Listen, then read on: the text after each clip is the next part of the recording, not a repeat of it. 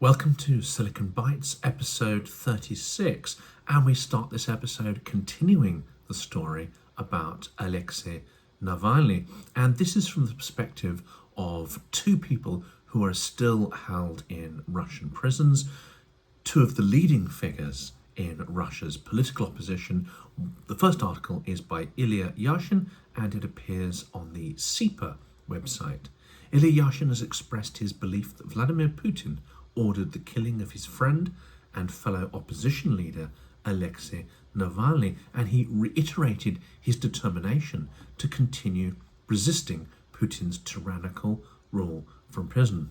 In a letter written from prison by Ilia Yashin, who is currently serving a 8.5-year prison sentence for publishing details of war crimes by the country's armed forces in Ukraine. Of course, we know that that might be an 8.5-year sentence, but in the Russian prison system, that could be extended and extended and extended ad infinitum. But I think the real worry now is not that he'll serve that term or a longer term. The real worry now is that he and other political prisoners in Russia will not make it over the next couple of months, let alone the next couple of years. And this is not because Vladimir Putin is afraid.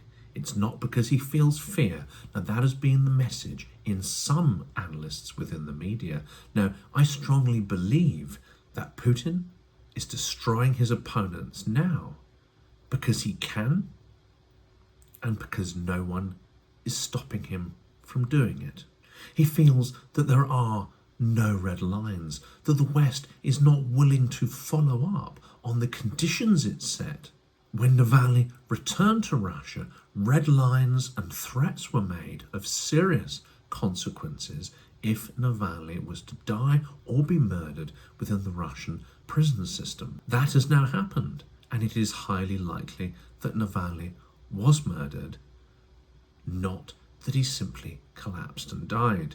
And yet, so far, the sanctions that have been imposed have been mild in the extreme, and in some quarters, totally absent. Putin must feel a sense of absolute impunity compared to last year after Prigozhin's mutiny, when his position was very much being questioned and when he looked weak. He now seems to exude an arrogance and a strength not based on a dramatic improvement in the performance of his armed forces, not based on a dramatic turnaround of strategy or some extraordinary political changes. No, simply because there is no one there to resist his evil, resist his aggression, resist his violence, and to resist his impulse to murder anybody who contradicts him. Ilia Yashin writes, "It is hard to convey my shock. I only learned about the death of Alexei Navalny from the prison camp. It's hard to gather my thoughts. The pain and horror are unbearable. And yet I will not remain silent. I will say what I consider important," says Ilia. "For me, there is no question what happened to Navalny. I have no doubt that he was killed. For 3 years, Alexei was under the control of the security forces, who as early as 2020 had organised an unsuccessful attempt on his life. Now they have brought matters to an end." And he points out the list of people destroyed and killed, likely at the behest of Putin or to please Putin, is immense.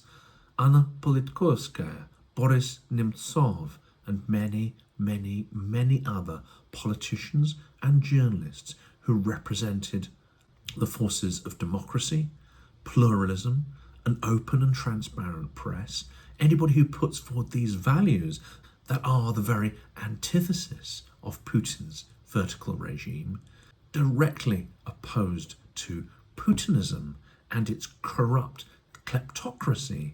These people, if they're from the business sphere, tend to fall out of windows. Those that are opposing him politically tend to die in far more spectacular and theatrical fashions, whether that is Novichok, polonium, targeted assassinations. Putin reserves some of the most high-profile deaths for those that probably irritate him the most. And another warning comes from Vladimir Kara-Murza, who is also another jailed Kremlin critic. He warns against despair after Navalny's death, and it has to be said that Vladimir Kara-Murza was not incredibly healthy when he went into prison, and now he looks gaunt. And even though there's a photo here with a broad smile on his face, he's trying to maintain Navalny's encouraging statement that people should not be afraid, they should carry on mocking the regime. Nonetheless, Kara-Murza does not look healthy, and there are serious concerns for his health, especially in the brutality of the Russian prison system. I still cannot comprehend what has happened, he said, either rationally or emotionally. But if we give in to gloom and despair, that's exactly what they want. We have no right to do that, says Kara-Murza. We owe it to our fallen comrades. Now, Kara-Murza is a dual Russian-British citizen. He's been sentenced to 25 years in prison. His is the longest known sentence of all of President Putin's jailed critics. And as he has British citizenship, I think it's incumbent on the British government to put maximum pressure on the Russian regime to let him go and ensure that he does not die in custody. And there's an interesting article in the Moscow Times by Ilia Forin, and he asks, what can Navalny teach us about fighting Putin's regime? Alexei Navalny did have a strong belief in a better Russia. Some people may have called it idealistic, naive, but he had a catchphrase, the fabulous Russia of the future, прекрасная Россия будущего. However, it was not solely due to this belief that he was able to become the face of the Russian opposition and arguably Putin's most dangerous political opponent. He also had a consistent political strategy and the will, I would say even the political instincts, the strong instincts to follow that through. He had a way also, says Ivan, of creating opportunities. He was opportunity seeking. His way of fighting Putinism was based on a continuous search for new pressure points, innovative political alliances, and inventive ways to mobilize allies and supporters. Now, this is an interesting article. I would make a counterpoint here that actually the innovation and the strength and the will to oppose that Navalny clearly did, and great organizational capacities, and an extraordinary, adept way of mixing humor, factuality, packaging up information, an incredibly powerful mixture combined with a raw desperation to conduct politics, to create, I know many of you will have seen on Vlad Vex's channel, to politicize Russian society, put political discussion at the heart of people's relationships. And that, of course, is an unusual thing in Russia. I advise you to watch Vlad's video about that. It's absolutely enlightening. But at the same time, all these extraordinary qualities of Navalny, and of course we hark back to the video we put out earlier in the week, there are, of course, negatives as well. The alliance with nationalist forces, earlier in his career, some clearly racist, xenophobic statements, and his prior ambiguity about the Ukrainian war and the return of Crimea. All these things feed into him really being a complex character, one whom Ukrainians really didn't place any hope in. But the qualities he did have that I think we should recognise, the positive and forceful qualities he had, they were of limited use behind bars. They were limited use in the Arctic penal colony where he eventually met his fate. Those skills may well have been put to far better use in marshalling, organising and creating purpose behind opposition forces abroad amongst Russians in the diaspora.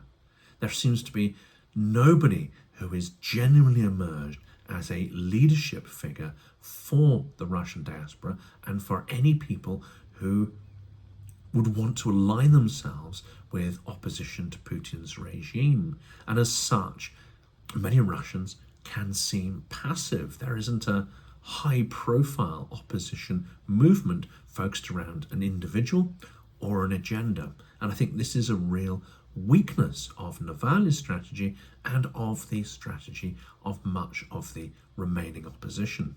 And this other article we'll put a link to again in the Moscow Times, and this is quoting a phrase of Navalny: "Fear is part of life in Russia, but Navalny said we mustn't be afraid." Well, I'm not going to explore this any further. We're just going to put a link into the video because I think it's interesting, but we do have to move on to other topics. And I think this is a prediction I'm going to make on the channel, and that is that Russia has been on an authoritarian slide, but it is about to take a far deeper tyrannical authoritarian turn. Russia, I believe Putin's regime is going to start consuming, destroying far more layers of Russian society. We know that throughout the Russo-Ukrainian war, throughout the invasion of Ukraine, Russia has been throwing conscripts from the provinces, minorities, prisoners, kontraktniki, people who are signing up just to earn money. He's been throwing people that are of little value to the regime, and unfortunately people whom the urban masses in Moscow and St. Petersburg are not concerned enough about to really express that much opposition to them being sent to the war and dying. But Putin is starting to run out of those people. And in the last week alone, there are reports coming through that anybody who is laying flowers on memorials for Navalny, anyone who is expressing discontent, they're not necessarily being arrested on the spot, but we know that cities like Moscow have intense CCTV networks, and these people are being visited at their workplaces, their homes, they're being rounded up, taken to police stations, and while they are being questioned about their so-called oppositional activities, they are being handed summons to report to military conscription offices to be sent to the front. This is the next move. Putin is going to destroy anybody who seems to have an independent mind, anybody who expresses even personal grief at the passing of Navalny. Those people are now at high risk of being sent to Putin's meat grinder war. And we have to remember here that when people say, well, Putin isn't as bad as Stalin, it's to misinterpret what he's doing here. He hasn't created a vast gulag network. He's not sending people to Siberia. He doesn't have to, because he is destroying his own people by sending them to the zone of the special military operation, the zone of death, the zone of meat wave attacks, the zone of callous and indifferent death in Ukraine. This is where he will be sending opponents of the regime, but they are not numerous, and he needs more and more meat for his war machine. So my prediction here is that as the year goes on and after the election, Putin is going to start sending more and more people from the large urban centres to his war, and that may well destabilise the economy, destabilise the talent pool that runs his war machine, and it may also create internal instabilities and insecurity for the regime itself. And as this terror machine ratchets up, more and more people will try to leave. And this is an interesting story again from the Moscow Times, and this is about the challenger in the recent election, Boris Nemtsov, who has just had the top Russian court reject his presidential bid. The so-called pro-peace presidential hopeful Boris Nemtsov has said he's left Russia for a vacation as the country's Supreme Court upheld the decision to bar him from running in next month's election. "I'm on vacation with my kids," he wrote. "We decided not to cancel a long-planned and long-awaited trip for the whole family to Asia," he said. Now, of course, we've heard this sort of thing before. People that go on a small holiday that perhaps suspect they've fallen foul of the regime have a way of not coming back home. So we have to watch this space, but it is entirely possible that Putin is starting to consume a far greater spectrum of people, those who perhaps previously quite comfortably operated within the hybrid informational regime. And this is an interesting story from The Economist. It really brings together this subject that we've been talking about so far in the Bites episode. That is Navalny, opposition, and really the terrorizing of his own people. This article in The Economist says that Vladimir Putin has been fighting not just Ukraine, but his own people. As his forces exact a huge price in blood and devastation in Ukraine, Russia's president is also advancing on the home front, says the article. On February the 16th, he finally got rid of Alexei Navalny, an opposition leader who died in jail. And now any remaining supporters of Navalny, and indeed Navalny's direct family, are being tormented in Russia. They refuse to hand the body over. It's likely that the regime fears a public funeral and fears any memorial or burial place that's likely to become a nexus or a focus of people's anger, their fear, their sorrow, and in some ways their hopelessness. Alexei's brother is stuck within the Russian penal system, and again, the prosecution of Navalny's brother seems to be something that is a rolling set of sentences that just as one expires, a new one is added on top. And to conclude that story, I think the murder, I think it's highly likely that it was murder by Navalny, was certainly done with the approval of Putin, if not at his behest, and it was designed to send a signal to others, a signal for them not to have any hope, a signal for them not to dream of resisting, a signal to them to show that the Kremlin is resurgent and needs to be feared. Well, let's turn to Ukraine now, because there's some incredibly important things happening. And as you know, the channel tries to balance the positive with the negative. Well, we'll start with the negative. There have been some extremely worrying things happening over the last week. Ukrainian soldiers recall the retreat from Avdiivka on foot and leaving their wounded behind. This is from the KYIV Independent. As Russian forces closed in on a Ukrainian pocket southeast of Avdiivka, infantryman Oleg heard the order clearly. There will be no evacuation. Leave the 300 wounded behind. Oleg was amongst the last to flee the nearly encircled Zenit, a key position that had held off the Russian advance towards Avdiivka from the south since 2014. That's 10 years of assault. It was impossible, he said, to carry the wounded through a 2.5 kilometre journey to Avdiivka, a small industrial city on the verge of falling. His own survival was uncertain despite not being wounded, as the Russians had only left a 120-metre gap in their encirclement that the Ukrainian soldiers could use to flee.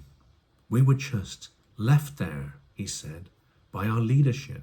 We defended the Zenit strongpoint until the end. And whereas this isn't a direct criticism, there is an implied criticism here, and some people have voiced the view that while the Avdiivka defense was effective, highly effective in grinding down Russia's offensive capabilities that could have been used elsewhere, and that the ratios for much of that period were very much in Ukraine's favour, and military analysis suggests that a vast amount of Russian equipment, armoured vehicles, etc. was absolutely annihilated in this grinding offensive. Analysts have also pointed out that Ukraine may have left their retreat too late. It's been pointed out that that similar costly mistake was made in Bakhmut, in Soledar, Severny Donetsk. There seems to be a pattern here of holding in to the last minute, even beyond the point where it's advantageous for Ukraine to do so.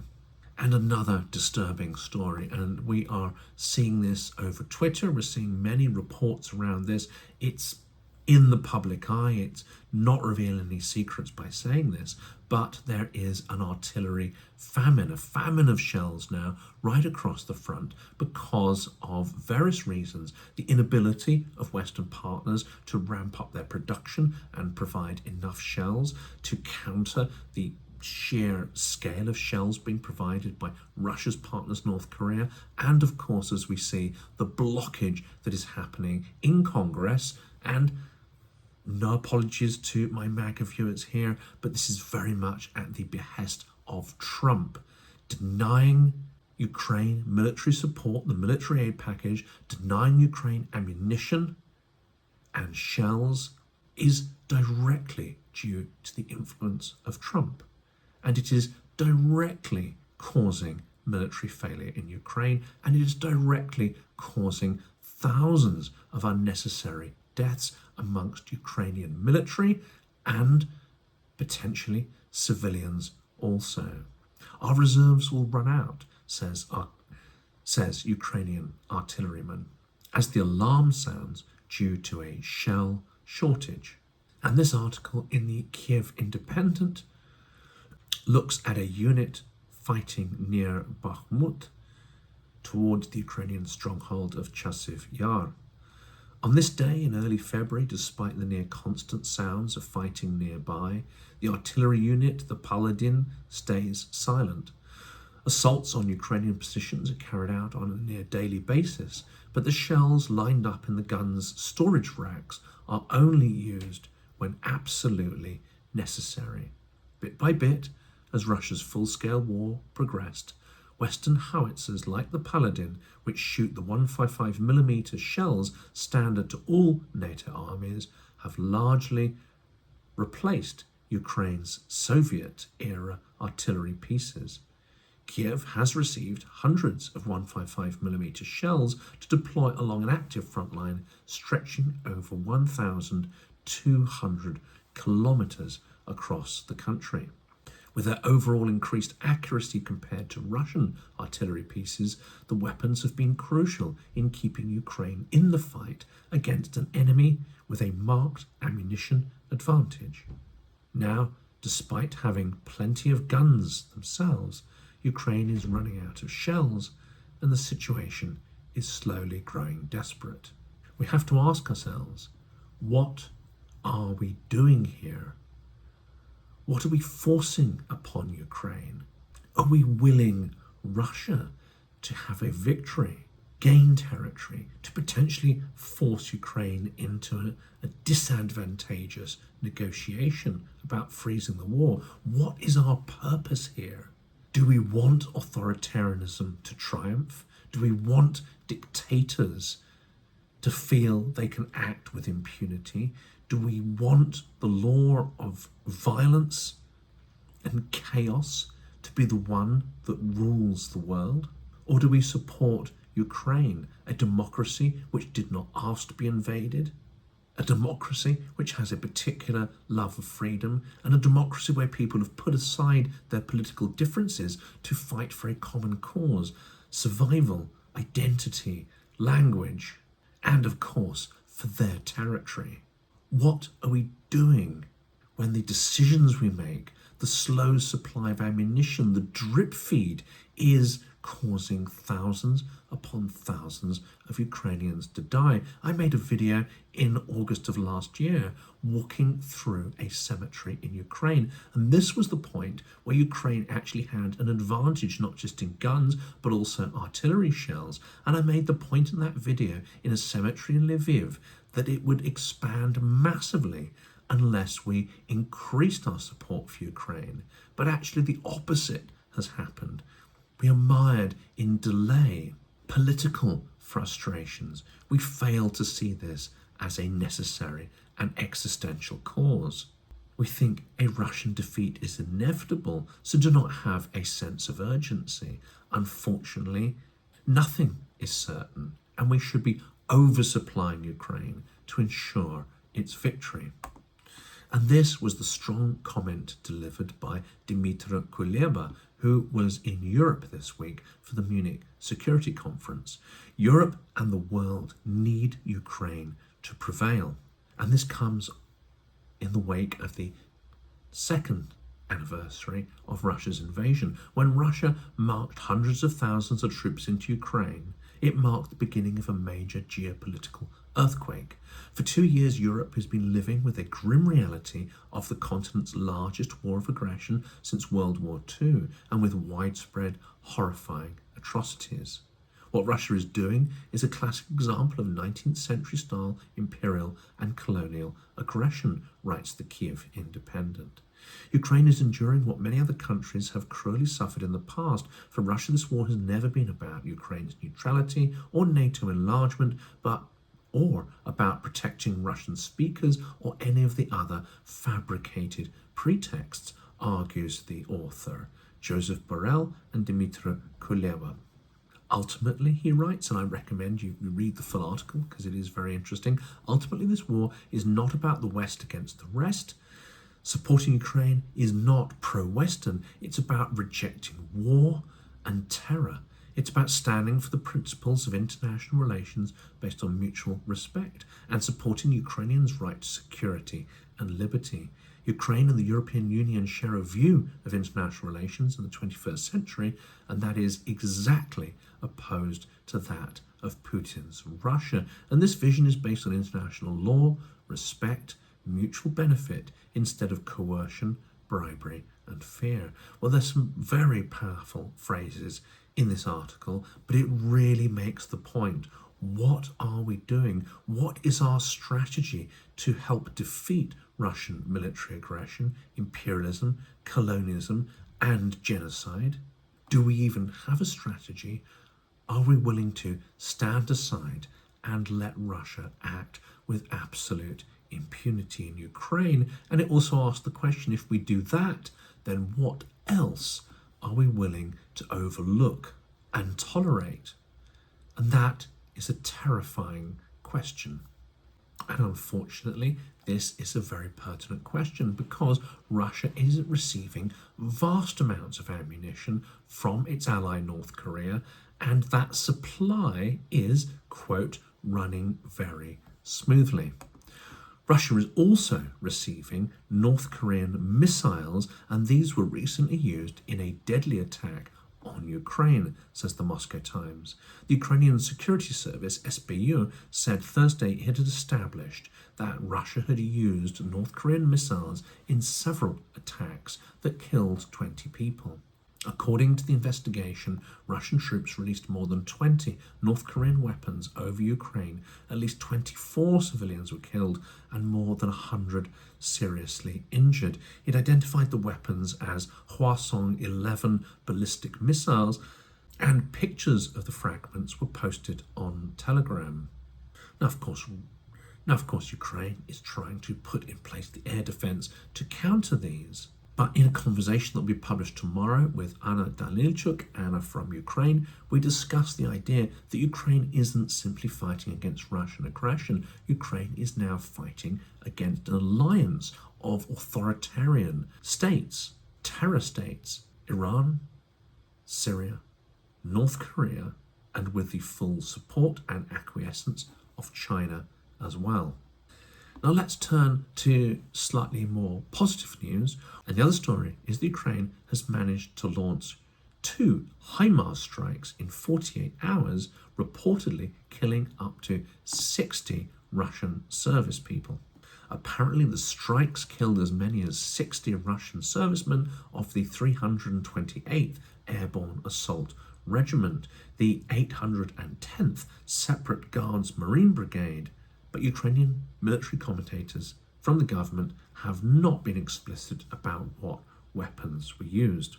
The BBC has suggested the strike was carried out by HIMARS missiles, and this has also been repeated across several social media sites. There was also suggestions that the Russian troops had been training for a renewed assault on the Krinky bridgehead at the time of the attack. The other attack, apparently on Tuesday, hit a large number of troops from the from the 36th Guards Motorized Rifle Brigade that had assembled on a training ground near Trudivsky in the Donetsk region, apparently waiting to be addressed by Major General Oleg Masayev, commander of the 29th Army of the Eastern District, when they were struck by the cluster munitions. And this is an extraordinary mistake from the Russian forces, a mistake that they seem to make over and over again. When some bigwig or general turns up, he expects to see lines of soldiers to greet him and show him due deference. This makes an ideal target for Ukraine to strike. And of course, there is perhaps the risk as well that not only are they using reconnaissance to find out when these opportunities arise, they may also be getting information from within the Russian army itself. More positive news here, and this is from the KYIV Independent, the UK to provide Ukraine with 200 more Brimstone anti-tank missiles. The UK will send Ukraine 200 more Brimstone anti-tank missiles, the Defence Secretary Grant Shapps told Parliament on February the 22nd. Now, these missiles cost roughly £100,000 each. They can be air or ground launched. They're laser guided and are considered to be extremely accurate. And a feature of these missiles is their effectiveness against moving targets such as tanks, but they can also be used against static targets. The UK has previously provided an undisclosed number of Brimstone missiles, and it's also been said that these missiles had a significant impact on the battlefield. And this reinforces the position of the UK, which is the third largest provider of military aid to Ukraine, having committed 9.1 billion euros as of January 24. And whereas I may not agree with a lot that our current government does, this is an extremely strong commitment to Ukraine, which is to be absolutely applauded. Britain has also announced new sanctions against Russia over the Ukraine war. This includes 50 new sanctions against Russia ahead of the second anniversary of Moscow's invasion of Ukraine. The sanctions target arms manufacturers, electronic companies, as well as diamond and oil traders, and they aim to diminish Russian President Vladimir Putin's weapons arsenal, the British Foreign Office said. But there's some great details in this Moscow Times article. But it also has to be said that this does not go nearly far enough. The reaction to the terrible, terrifying second anniversary of the war, as well as Navalny's death and the persecution of many people within Russia, should be the total confiscation of Russian central bank assets and handing them over to Ukraine. The correct response should be to close the loopholes that allow Russia to generate income to keep its war machine going. And the correct response should be to provide Ukraine with everything it needs. And that segues into a story again from the KYIV Independent about a vote in the Bundestag in Germany. They have voted against Taurus missiles from Ukraine, but interestingly, they have voted in favour of sending so-called necessary long-range missiles. Now, it's rumoured that this could include ATACMS from the German missile stocks. We don't know the exact details, we don't know what's going to be sent, and we don't know in what quantities. And of course, we know quantities are critical. It is rumoured that Ukraine received only around up to 20 of the ATACMS cluster munitions. And whereas they were used with extraordinary precision and they were used extremely effectively, they were very limited in number. We must only hope that this decision by the German government relates to long-range missiles in substantial quantities to try and reset the balance between Ukraine and Russia and forces in the field. Well, for the last articles here, we're going to look at a couple of stories. One is a link to, I think, an article that requires a lot more time to read in full, and this is from Nova Gazeta.eu, and this is about blood money, about the more than 100 foreign companies that are continuing to operate in Russia despite its invasion of Ukraine. This article is dated 22nd of February and it's by Denis Morokhin. And the Russian authorities are fond of saying that foreign firms only pretend to have left Russia. And even if they do, they always come back. Unfortunately, in this case, the Russian authorities, who lie all the time, seem to have a point. Of 110 major foreign companies still working in Russia, 51 have never even planned to leave, while 40 have changed their mind or been unable to sell their assets at an acceptable price, and so still carry on operating within Russia. Shortly after Russia launched its full-scale invasion of Ukraine on 24th of February 2022, the 4 international tobacco giants on the Russian market made statements in which they committed to leaving the country and selling their business interests. Even in 2022, analysts were extremely sceptical of these plans, and 2 years on, only British American Tobacco and Imperial have left, while many other major companies continue to operate in Russia despite being labelled international sponsors of war by Ukraine. It appears that the scepticism around Western businesses abandoning Russia was well founded, and this also sends an extraordinarily dark and awful signal to the Kremlin. It sends a signal that we may say that we oppose war, but actions speak louder than words. It says that we find money and profits far more important than Ukrainian lives and the values that we supposedly espouse. This report has some extraordinary details in it. Of the 3,708 foreign companies working in Russia before the war, only 854 have left the market or ceased to work. The vast majority continue to work. Many also have reduced their work, leaving them an option to return at some point in the future. 502 ceased to work or left.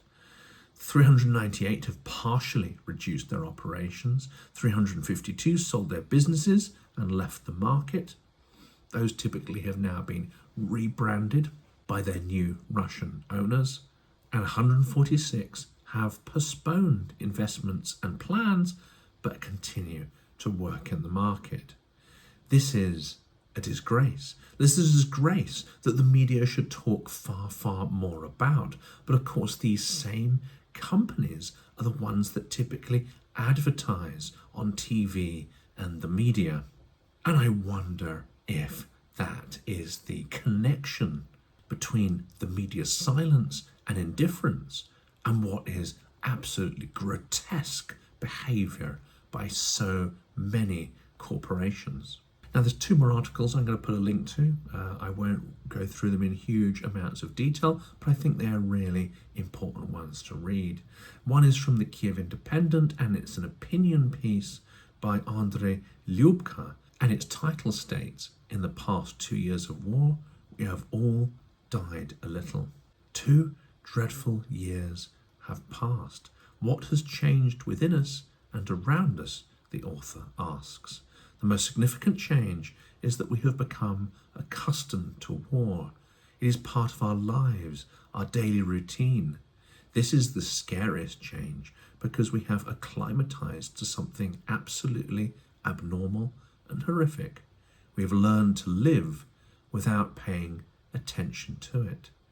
And when Ukrainians do this, it shows their resilience, their commitment to living in, staying in their country.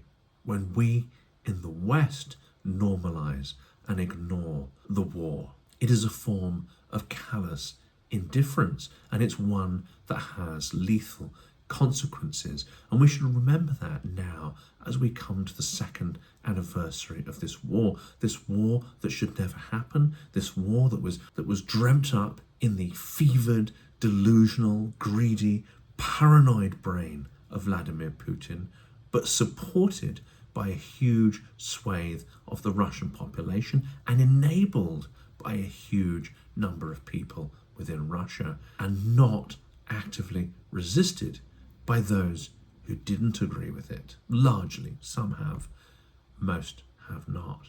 On the second anniversary, we should not be bemoaning the fact of the war. We should be spending every minute of every day thinking how we can end it, not by negotiation with Russia, that is a terrorist regime that cannot be trusted, but we should be thinking of ways, inventing opportunities to allow Ukraine to take the victory it deserves, to achieve the justice it deserves, and to establish a future for itself and its economy that is not living under the threat of Russian coercion, violence, missiles, and genocidal aggression. Slava Ukraini.